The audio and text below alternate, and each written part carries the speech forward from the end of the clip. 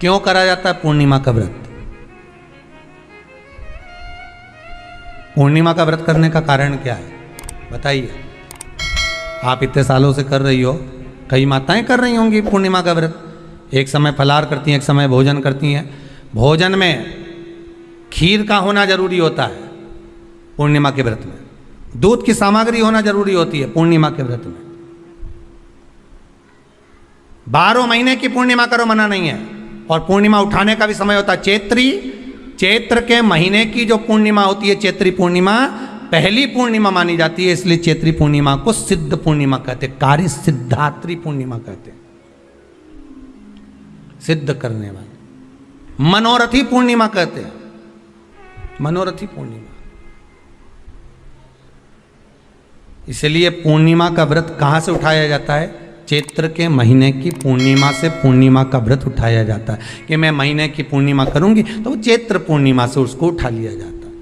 पर उसका एक नियम रहता है, आप फलाहार करें अपनी जगह पर है, पर एक समय भोजन कर रहे हैं वो अपनी जगह पर। भोजन के साथ में मीठे के साथ थोड़ा दूध की सामग्री होना जरूरी होती है।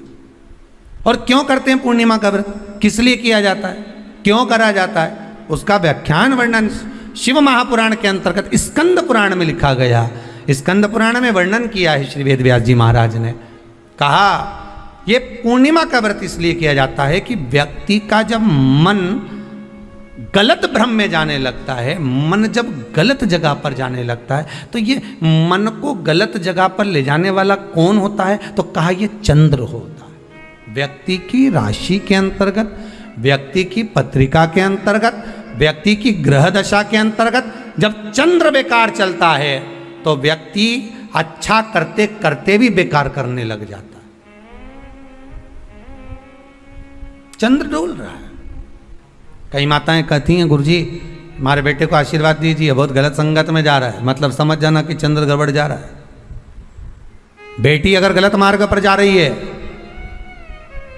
बेटी अगर गलत संगत में जा रही है, किसी अन्य व्यक्ति को आकर्षित हो, चंद्र गड़बड़ हो रहा है, उसका चंद्र कहीं जा रहा है। कोई पुरुष, कोई लड़का, कोई गलत मार्ग पर जा रहा है, चंद्र गड़बड़ हो रहा है। घर में जो क्लेश उत्पन्न होता है, घर में जो विवाद उत्पन्न होता है, उस विवाद को रोकने के लिए केवल चंद्र की ही, इसलिए तो पूर्णिमा घर की नारियां हमारे यहाँ हिंदू धर्म में यहाँ तक स्कंद पुराण में कह दिया कि प्रत्येक पूर्णिमा, आप लोग कभी आप लोगों ने सत्यनारायण जी की कथा करवाई है? जितने लोग आस्था चैनल पर कथा सुन रहे हैं, जितने लोग फेसबुक यूट्यूब पर कथा सुन रहे हैं, यूट्यूब पर कथा का श्रवण कर रहे हैं, उनने कभी सत्यनारायण की कथा करवाई होगी। तो उसमें लिखा है हर कार्तिक, हर पूर्णिमा को, हर संक्रांति को ब्राह्मण सत्यनारायण भगवान की कथा या राजा या वैश्य कथा को कराता था या बढ़िया कथा कराता। सुनी कि नहीं सुनी ये बात? सत्यनारायण भगवान की कथा में लिखा है, स्कंद पुराण के अंतर्गत जो सत्यनारायण भगवान की कथा का स्मरण किया उसमें लिखा है प्रत्येक संक्रांति पूर्णिमा को सत्यनारायण की कथा करवाने लगा और ये योनि को प्राप्त हुआ, इस योनि से छूटा, इस योनि में गया। लिखा है, सब कुछ लिखा है। अब उत्ते से समझ जाओ कि पूर्णिमा को सत्यनारायण की कथा करने का बोला है। तो पूर्णिमा को सत्यनारायण की कथा का क्यों बोला? वैसे तो रोज कराओ सत्यनारायण जी की कथा, प्रतिदिन कराओ, मना नहीं है। आप क्या कोई विशेष फंक्शन है आप सत्यनारायण जी की कथा करवा, पर पूर्णिमा संक्रांति को और संक्रांति को पूर्णिमा को सत्यनारायण की कथा का स्मरण क्यों करवाया गया? क्योंकि पूर्णिमा के दिन अगर ये भगवान का व्रत रख लेगी, पूर्णिमा के दिन अगर ये खीर का प्रसाद बना लेगी, थोड़ा सा दूध की कोई सामग्री बना लेगी और भगवान को भोग लगा देगी, भले सत्यनारायण भगवान के भाव से बनाए, भले सत्यनारायण जी के निमित्तार्थ बना, पर अगर इसने सत्यनारायण भगवान के निमित्त से बना, पर पूर्णिमा के दिन अगर ये व्रत रखेगी, उपास रखेगी या कोई सामग्री बनाकर भगवान की पूजन कर लेगी, तो इसके घर में जो अशांति है वो शांति में बदल जाएगी। इसलिए कई घरों में आज भी सत्यनारायण भगवान की पूजन हर पूर्णिमा को करती है। माता किताब लेके बैठ जाती है, तुरंत उन्हें ऑफिस जाना, कहीं काम पे जाना, और तुरंत उसने जल्दी कलश रखा, कलश नहीं भी रखे तो भगवान की पूजन कर के ब्राह्मण देवता को बुला लेगी, ब्राह्मण नहीं आएंगे तो खुद कर लेगी, पर करती जरूर है। इतना सा आटा सेक लेगी, पंजेरी बनाई, सीरा बनाई, मिठाई रख दो, कुछ भी करेगी पर सत्यनारायण की कथा कर लेगी। उसका मन लग गया उसमें, मतलब पूर्णिमा को करना है। उसको करने से क्या होता है? शांति रहती है, शीतलता रहती है। जिसके घर में हर महीने की पूर्णिमा को खीर बनती हो, ध्यान दीजिएगा, बहुत सुंदर संवाद चल रहा है, बहुत ध्यान देने वाली बात है। प्रत्येक महीने की पूर्णिमा को जिसके घर में दूध की सामग्री बनती हो, दूध की सामग्री तैयार होती हो, खीर प्रसाद तैयार होता हो, उसके घर में कभी क्लेश नहीं हो सकता। चाहे सास बहू एक दूसरे के सामने वो कहे ना, वो सांप और नेवले की लड़ाई क्यों ना, फिर भी शांति हो जाती है। पर प्रत्येक महीने की पूर्णिमा होना चाहिए। ये नहीं कि तुमने एक महीने की पूर्णिमा पे बना लिया और दूसरे महीने की पूर्णिमा को गायब कर दिया। फिर किसी ने कह दिया आज चूरमा तो बन रहा है, दाल बाटी तो बन रही है चूरमे के साथ में, लड्डू बन रहे हैं, तो काय को खीर बना रही हो? तो तुमने अब वो खीर प्रसाद।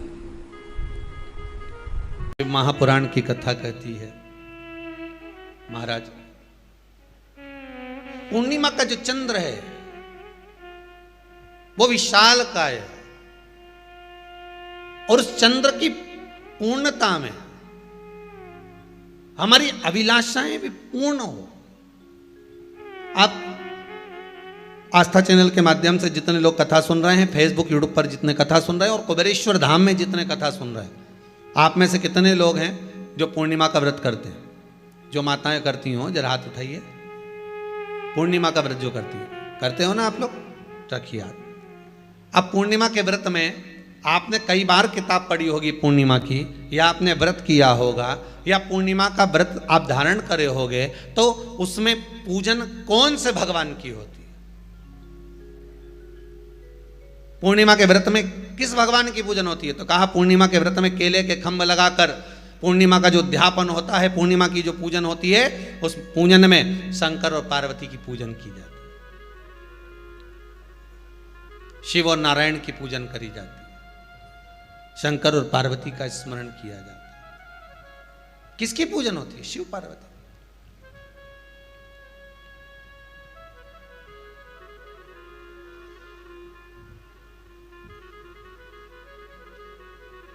क्यों शंकर और पार्वती का पूजन क्यों करा जाता है पूर्णिमा के व्रत में? क्योंकि शिव और माता पार्वती ही केवल एक ऐसे हैं जिन्होंने अपूर्ण लक्ष्मी को भी पूर्ण बना दिया था। किसको पूर्ण बनाया है? लक्ष्मी। शरद पूर्णिमा के दिन अगर आप शंकर भगवान को एक लोटा पानी अगर शिव को समर्पित कर रहे हो, श्वेत पुष्प को रख कर शंकर जी के ऊपर सफेद फूल को चढ़ाकर अगर एक लोटा जल भी, एक पात्र जल भी शंकर को समर्पित कर रहे हो, तो ये लक्ष्मी के लिए ही तो कर रहे हो। और कौन सी लक्ष्मी? पूर्ण लक्ष्मी। पूर्ण लक्ष्मी।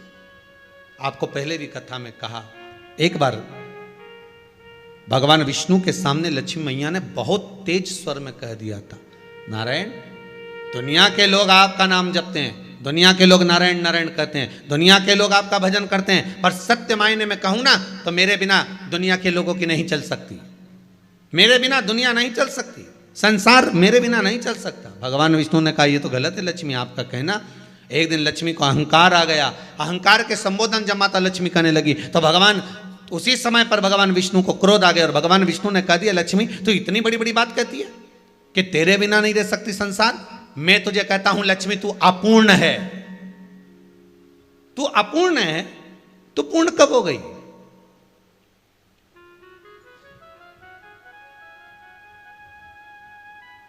तेरी पूर्णता कहां हो गई? लक्ष्मी की आंख से आंसू बहने लगे। आज आपने मुझे अपूर्ण कहा है, आपको मालूम है आप मुझे अपूर्ण कह रहे हो? आपको ये ज्ञात हो रहा है आप मुझे अपूर्ण कह रहे हो? भगवान कहते हैं हाँ लक्ष्मी मैंने तुझे अपूर्ण कहा है। अपूर्णता का मतलब आप जानते हो ना? भगवान कहते हैं लक्ष्मी मैं सब जानता हूं। लक्ष्मी रोती हुई माता सरस्वती के पास पहुंच गई। सरस्वती ने पूछा क्या बात है लक्ष्मी, क्यों रो रही हो? लक्ष्मी जी ने कहा क्या बताऊं सखी, मेरे पति ने आज मुझे अपूर्ण कह दिया है। क्यों रो रही है तू? अपूर्ण अगर कह दिया, पति ने ही तो कहा है ना, तो क्यों रोना? चल मेरे साथ में। और सरस्वती मैया माता लक्ष्मी को लेकर सीधे पहुंच गई माता पार्वती के यहाँ।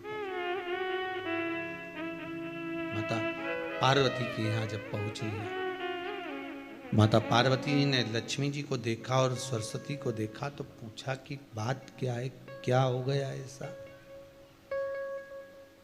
क्या हुआ, क्या है ऐसा जो तुम दोनों आज मेरे पास में आई हो? क्या हुआ? पार्वती जी कुछ बोलती, शिव जी का ध्यान माता सरस्वती की ओर और लक्ष्मी की ओर गया और भगवान शंकर जान गए कि आज भगवान नारायण ने लक्ष्मी जी को अपूर्ण कहा है। अब देखें माता पार्वती क्या कर सकती है, इसको पूर्ण बनाने के लिए करेगी क्या? क्या हुआ? माता सरस्वती जी बोली लक्ष्मी को अपूर्ण कह दिया। अपूर्ण कह दिया? हाँ, तो क्या सोचना उसके लिए, इसको मैं अभी पूर्ण बना देती हूं। माता जगत जननी पार्वती ने गोदी में विराजमान गणेश जी को उठाया और उठाकर लक्ष्मी जी की गोद में दे दिया। ले लक्ष्मी, आज से तू पूर्ण हो गई। लक्ष्मी, आज से तू पूर्ण है।